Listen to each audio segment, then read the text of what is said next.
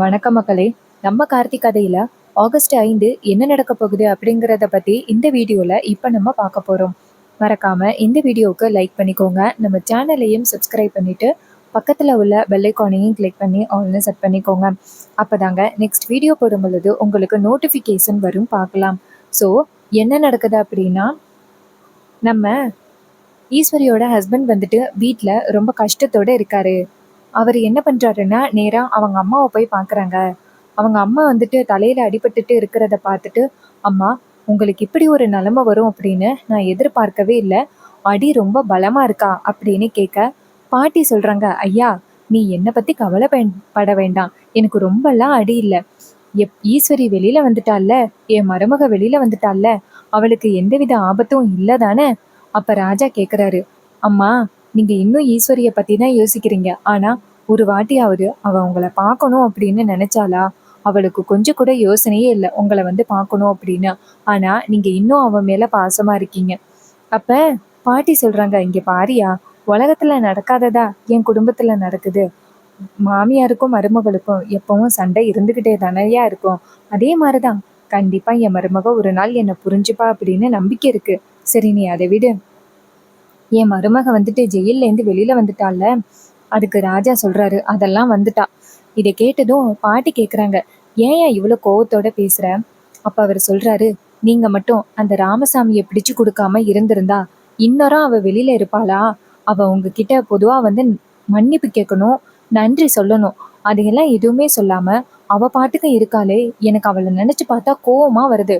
அதுக்கு பாட்டி சொல்றாங்க, ஐயா, என்னால நீ போய் அவளை எதுவும் பேச வேணாம். அவ கண்டிப்பா ஒரு நாள் என்னை பத்தி புரிஞ்சுப்பா அப்படின்னு நம்பிக்கை இருக்கு. அது வரைக்கும் கொஞ்சம் பொறுமையா இருப்பமே, நீ இரியா.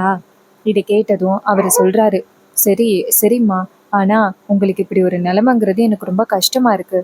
அப்பாவுக்கு இந்த விஷயத்த பத்தி தெரியுமா? அதுக்கு பாட்டி சொல்றாங்க, இல்லையா, அவருக்கு ஏற்கனவே இருதயத்துல கொஞ்சம் பிரச்சனையா இருக்கு. இந்த நேரத்துல எனக்கு இப்படி அடிபட்டிருக்குன்னு தெரிஞ்சா அவர் கண்டிப்பா ரொம்ப வேதனைப்படுவாரு.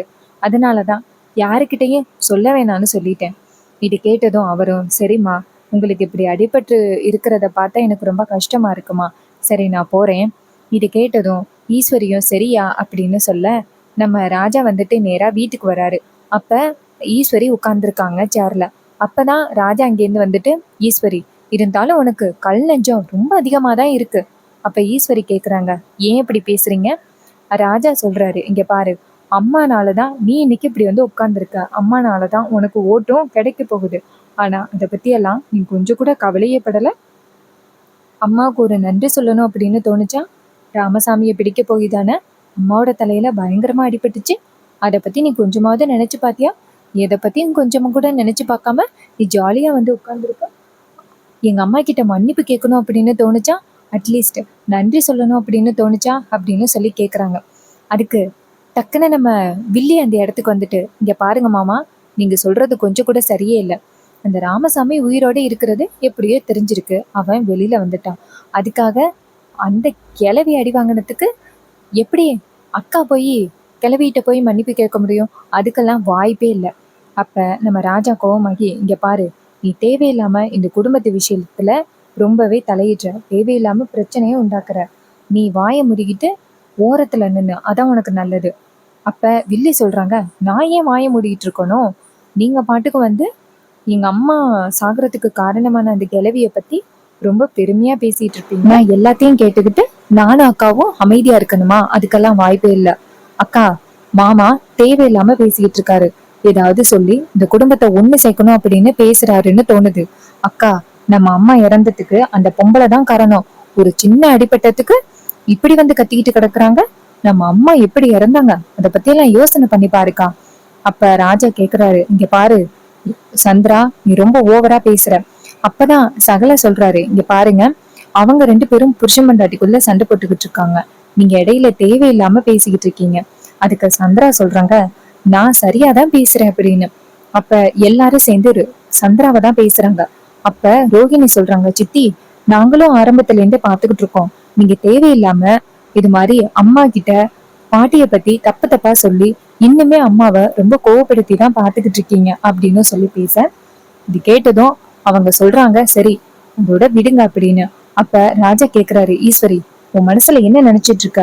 அம்மாவை போய் பார்த்து அவங்க கிட்ட நன்றி சொல்லு. அதுக்கு ஈஸ்வரி சொல்றாங்க, என்னால முடியாது அப்படின்னு சொல்லிட்டு அவங்க ரூமுக்குள்ள போறாங்க. அப்ப வில்லி சொல்றாங்க, பாத்தீங்களா, அக்காவோட மனசுல ஆறாத காயம் இருக்கு. கண்டிப்பா அவ அந்த கிளவி பண்ண தப்ப மன்னிக்கிறதுக்கு வாய்ப்பே இல்ல. நீங்க தேவையில்லாம இப்படி அக்கா கிட்ட அதை இதை சொல்லி அவ மனச மாத்தலாம் அப்படின்னு நினைக்காதீங்க.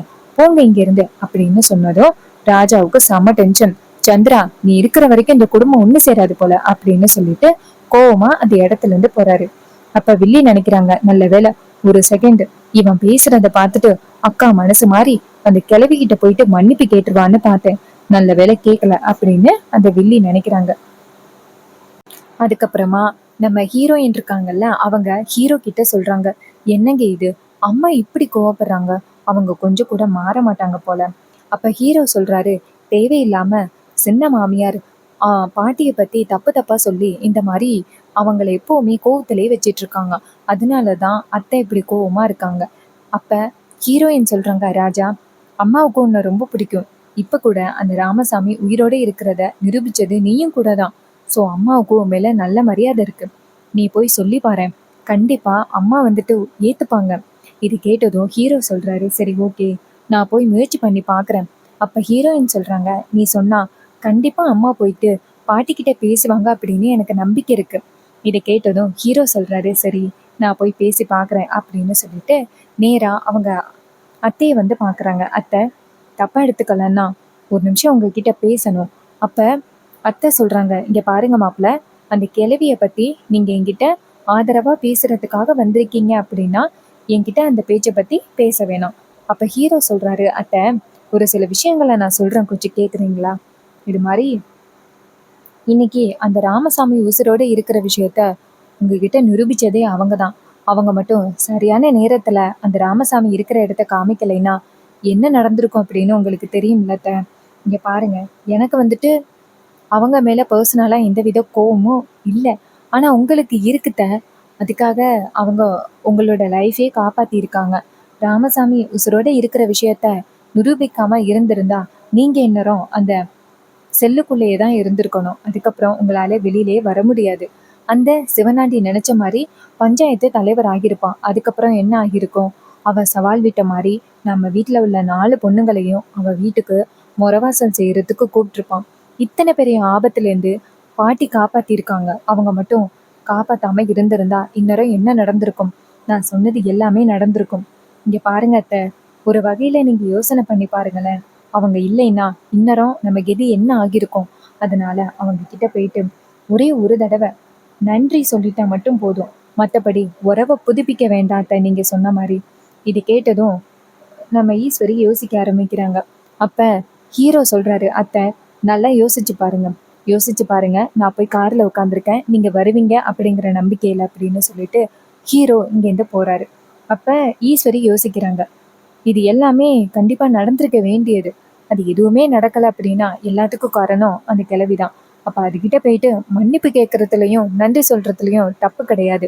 சரி அப்படின்னு சொல்லிட்டு ஈஸ்வரி அங்கேருந்து வெளியில வராங்க. அப்ப வில்லி இங்கேருந்து போயிட்டு, அக்கா எங்க போற? அப்ப ஈஸ்வரி சொல்றாங்க, நான் அந்த கிழவிய பார்க்க போறேன். அப்ப வில்லி அதிர்ச்சியாகி, அக்கா என்னக்கா சொல்ற? அந்த கிழவிய பார்க்க போறியா? இங்க பாரு, அவளை போய் நீ எல்லாம் பார்க்கணும் அப்படின்னு அவசியம் கிடையாது. அப்ப ராஜா சொல்றாரு, இங்க பாரு, ஈஸ்வரியே போய் பார்க்கறேன் அப்படின்னு சொல்லிட்டு கிளம்பிட்டா. நீ தேவையில்லாத வேலையெல்லாம் இங்க பண்ணிக்கிட்டு இருக்காத, அவளை தடுக்கணும்னு முயற்சி பண்ணாத, அப்புறம் என்னோட கோபத்துக்கு ஆளாகுவ. இது கேட்டதும் வில்லி சொல்றாங்க, இல்லக்கா நான் சொல்றதை கேளு. அப்ப ஈஸ்வரி டக்குன்னு சந்திராவை பார்த்து, இங்க பாரு, அந்த பொம்பளை மட்டும் இன்னைக்கு அந்த ராமசாமியை கொண்டாந்து நிக்க வைக்காம இருந்திருந்தா என்ன நடந்திருக்கும்னு உனக்கு தெரியும்ல. இந்நேரம் என் பொண்ணுங்க 4 பேரும் அந்த சிவனாண்டி வீட்டுல முறவாசல் செய்யற மாதிரி ஆகியிருக்கும். நானும் அந்த போட்டியில தோத்திருப்பேன். இது காலத்துக்கும் எனக்கு ரொம்ப பெரிய அவமானமா இருந்திருக்கும். அந்த பொம்பளை இன்னைக்கு என்னை காப்பாத்தினதுனாலதான் இன்னைக்கு நான் இப்படி இருக்கேன். அதனால அந்த பொம்பளைக்கு போயிட்டு நன்றி சொல்றதுல தப்பே கிடையாது. நான் போறேன் அப்படின்னு சொல்லிட்டு அந்த இடத்துல இருந்து போறாங்க. ஸோ இதை பார்த்துட்டு வில்லி ரொம்ப அதிர்ச்சி ஆகுறாங்க. அப்பதான் அந்த ராஜா சொல்றாரு, என்ன சந்திரா, எப்படியாவது என் பொண்டாட்டியோட மனசை மாத்தி அவளை போக விடாம தடுத்தரலாம் அப்படின்னு பார்த்த போல. இங்க பாரு, இனிமே நீ என்ன நினைச்சாலும் சரி, கண்டிப்பா நீ நினைக்கிறது எதுவுமே நடக்காது. இன்னும் கொஞ்ச நாள்ல 2 குடும்பமும் ஒன்று சேரப்போகுது. நீ தான் இந்த வீட்டை விட்டு போக போற. நீ எதுக்காக இந்த வீட்டுக்குள்ள வந்திருக்க, உன்னோட நோக்கம் என்ன அப்படிங்கிறது எல்லாத்தையுமே என் மாப்பிள்ளை நிரூபிச்சு உன்னை இந்த வீட்டை விட்டு துரத்த போறான். அதுக்கு முன்னாடியே மானத்தோட இருக்கணும் அப்படின்னா முன்னாடியே உன் புருஷன் கூட சேர்ந்து சந்தோஷமா வாழ்றதுக்கு வழிய பாரு. அதை விட்டுட்டு மறைமுகமா என் பொண்டாட்டிக்கு ஏதாவது பிரச்சனை கொடுத்துக்கிட்டு இருந்த என் மாப்பிள்ளை கூடிய சீக்கிரம் உனக்கு ஆப்பு வச்சிருவான். இதை கேட்டதும் வில்லிக்கு செம்ம கோவம். அப்ப வில்லி கோவமா அந்த இடத்துல இருந்து போறாங்க.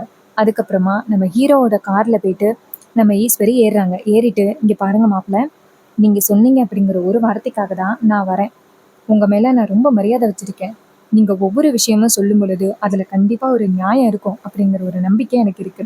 அதனாலதான் மாப்பிள்ள நான் வந்துட்டேன். நீங்க சொன்ன மாதிரி அந்த பொம்பளை மட்டும் என்னை காப்பாத்தாம இருந்திருந்தா இன்னைக்கு நான் இப்படி சுதந்திரமா நடமாடிக்கிட்டு இருக்க முடியாது.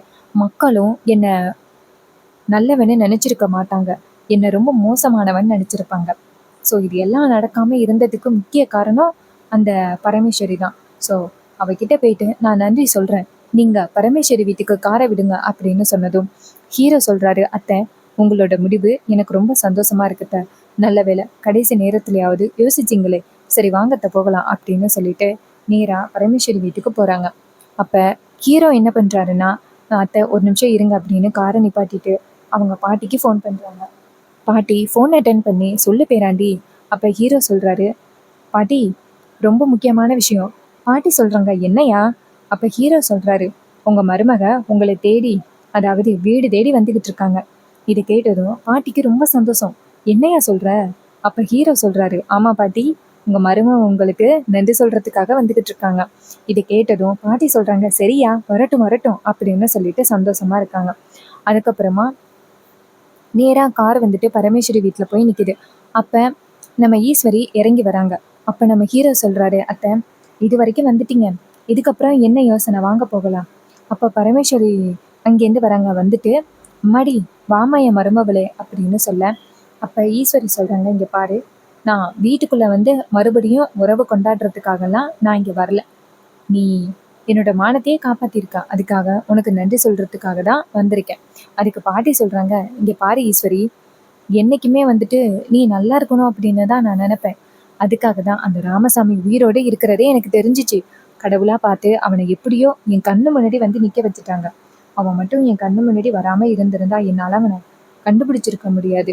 இங்க பாருமா, எல்லாமே நீ நல்லது பண்ணியிருக்க, அதனாலதான் உனக்கு நல்லதாவே நடந்திருக்கு. அதுக்காக நீ எனக்கு நன்றி சொல்லணும் அப்படின்னு அவசியம் இல்லை. அதுக்கு ஈஸ்வரி சொல்றாங்க, இங்க பாருங்க, பெருந்தன்மையெல்லாம் நன்றி வேணாம் அப்படின்னு சொல்லாதீங்க. இன்னைக்கு நான் இப்படி சுதந்திரமா நடமாடிக்கிட்டு இருக்கிறதுக்கு நீங்க தான் காரணம். இல்லைன்னா அந்த சிவனாண்டி இந்த போட்டியில ஜெயிச்சு என் பொண்ணுங்க 4 பேரையுமே அவன் வீட்டுக்கு முறவாசல் செய்யறதுக்கு கூப்பிட்டுருப்பான். அது எவ்வளவு பெரிய அவமானம். அந்த அவமானத்துல இருந்து நீ என் குடும்பத்தை காப்பாத்திருக்க. அதனால உனக்கு நன்றி கடன் பட்டிருக்கேன். இங்க பாரு, உனக்கு என்ன வேணும்னு சொல்லு. அதுக்கு ஈஸ்வரி சொன்னது கேட்டுட்டு பரமேஸ்வரி சொல்றாங்க, எனக்கு ஒரே ஒரு விஷயம்தான் வேணும். என் வீட்டுக்குள்ள வந்துட்டு ஒரு வாய் சாப்பாடு சாப்பிட்டுட்டு போயிட்டேன்னா ரொம்ப சந்தோஷமா இருக்கும். இதை கேட்டதும் ஈஸ்வரி சொல்றாங்க, இங்க பாரு, அதான் அன்னைக்கு எலெக்ஷன்ல சாப்பிட்டேன்னு. அதுக்கு பரமேஸ்வரி சொல்றாங்க, இல்ல நீ இன்னைக்கு வந்து சாப்பிட்டுட்டு தான் போகணும் அப்படின்னு சொன்னதும் உடனே ஈஸ்வரியும் சரி வரேன் அப்படின்னு சொல்லிட்டு அங்கேருந்து வீட்டுக்குள்ள போறாங்க. அவங்க போனதோட ஈஸ்வரிக்கு பிடிச்ச சாப்பாடு எல்லாமே சமைச்சிருக்கு. அப்ப ஈஸ்வரி கேக்குறாங்க, நான் ஏற்கனவே வருவேன் அப்படின்னு தெரிஞ்ச மாதிரி இவ்வளோ சாப்பாடு சமைச்சு வச்சிருக்க. பரமேஸ்வரி சொல்றாங்க, இங்க பாரு, என் மருமகளான நீ தான் எனக்கு ஆக்கி போடணும். ஆனா நான் உனக்கு ஆக்கி போடுறேன், இதுல என்ன இருக்கு? இங்க பாரு, நீ சந்தோஷமா இருக்கணும், அதுதான் வேணும். என் பேத்திங்க எல்லாருமே சந்தோஷமா இருக்கணும், அதுதான் எனக்கு வேணும். இங்க பாரு ஈஸ்வரி, பழைய பகை எல்லாத்தையுமே மறந்துட்டு நம்ம எல்லாரும் சந்தோஷமா இருப்போமே. ஒரு நிமிஷம் நம்ம குடும்பத்தை பத்தி யோசனை பண்ணி பாரு. இங்க பாரு, எங்க 2 பேருக்குமே வயசாயிட்டு இதுக்கப்புறமும் பகையோட இருக்கிறது நல்லதே கிடையாது. அதனால சீக்கிரம் உன்னோட அந்த கோவத்தை எல்லாம் மறந்துட்டு நம்ம குடும்பம் ஒன்று சேரணும் அப்படின்னு யோசியேன். எனக்கும் என் பேத்திங்க கூட சந்தோஷமா இருக்கணும்னு தோணுது. அவருக்கு இதயத்துல பிரச்சனை ஆகிட்டு அவர் எப்ப வேணாலும் என்ன நடக்கும் அப்படின்னு தெரியாதுன்னு டாக்டர் வேற சொல்லிட்டாங்க. அதனால தயவு செஞ்சு நான் ரொம்ப கெஞ்சி கேட்டுக்கிறேன், பழைய பகை எல்லாத்தையுமே மறந்துரு. அதுக்கு ஈஸ்வரி சொல்றாங்க, என்னால மறக்க முடியாது அப்படின்னு சொல்லிட்டு கோவப்படுறாங்க. ஸோ இந்த கதை உங்களுக்கு பிடிச்சிருந்துச்சுன்னா இந்த வீடியோவுக்கு மறக்காம லைக் பண்ணிக்கோங்க. நம்ம சேனலையும் சப்ஸ்கிரைப் பண்ணிட்டு பக்கத்துல உள்ள பெல் ஐகானையும் கிளிக் பண்ணி ஆல்னு செட் பண்ணிக்கோங்க. அப்பதாங்க நெக்ஸ்ட் வீடியோ போடும் பொழுது நோட்டிஃபிகேஷன் வரும்.